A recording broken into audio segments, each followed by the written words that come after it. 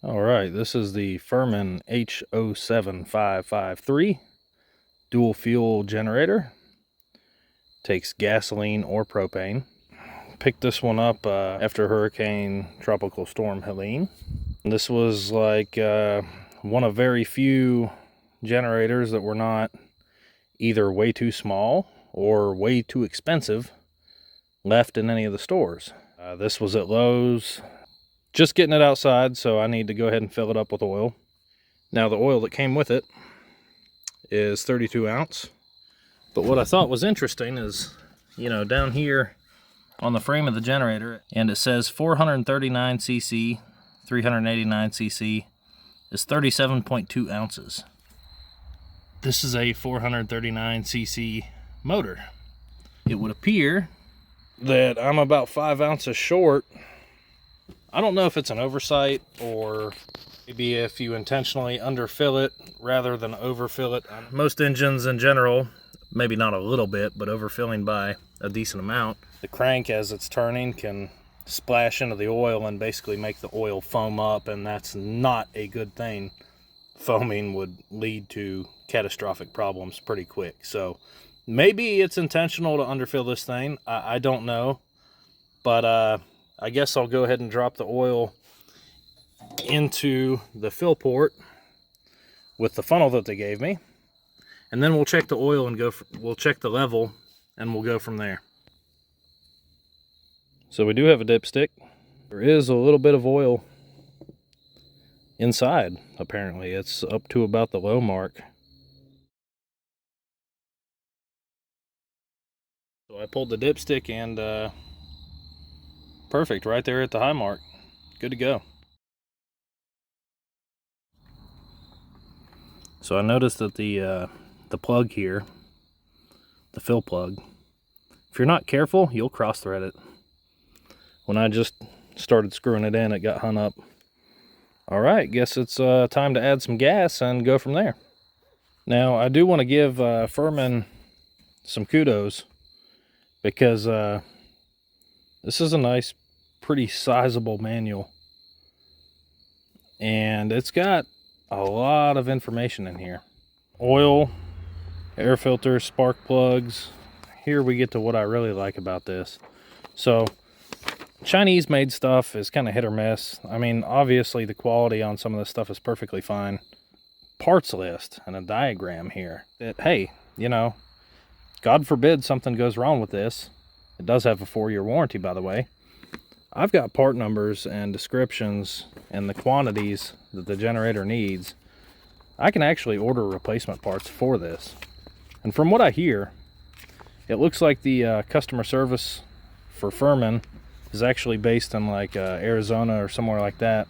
4-year warranty. And ordering replacement parts. All these stickers on the unit, there's stickers everywhere. What I do, not only do I keep my manual somewhere nice and safe and dry, I take pictures of all these labels. That way, God forbid, if I do have to order some parts and they want to know a serial number or something like that, this is one thing that's absolutely critical. Some type of a fuel stabilizer. Don't cheap out on this. I use the fuel stabilizer in really everything. I mean, even cars.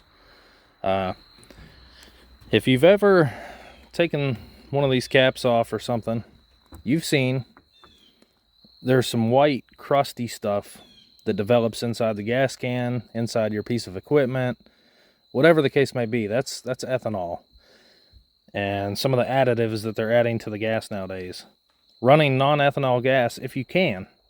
Again, that's something I prefer to do, but if it's not an option for you, and even if you do have non-ethanol gas like I do, I still add a little bit of fuel stabilizer. It just helps the gas last a little bit longer. But I would not necessarily keep this thing filled up if you're storing it for a long time. Gas cap's got a nice seal. It's on a chain. It's got a little filter basket down inside of there. This unit actually has a nice fuel indicator. So let's go ahead and get some gas in her because I just want to start it up. Make sure everything's good. In case you forget the sequence of starting it, we've got it both here for propane and gas. Well, let's try this bad boy, huh? So we're going to turn it to gas. The red light comes on, and then we have an electric start here. We're going to do that.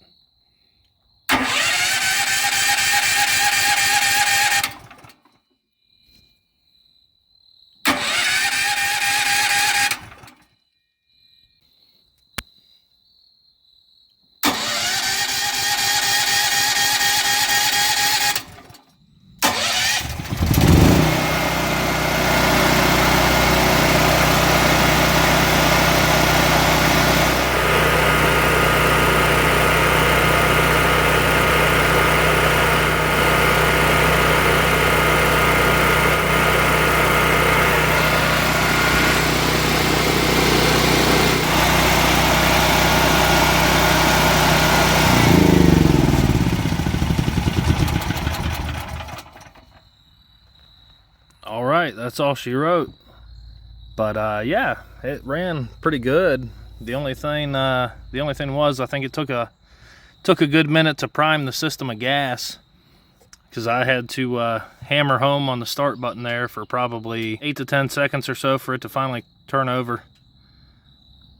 And once we did that, we were good to go. We've got 2 receptacles that are 240. One's 50 amp, one's 30 amp. Got a 30 amp 120 and a pretty standard 20 amp 120 GFCI.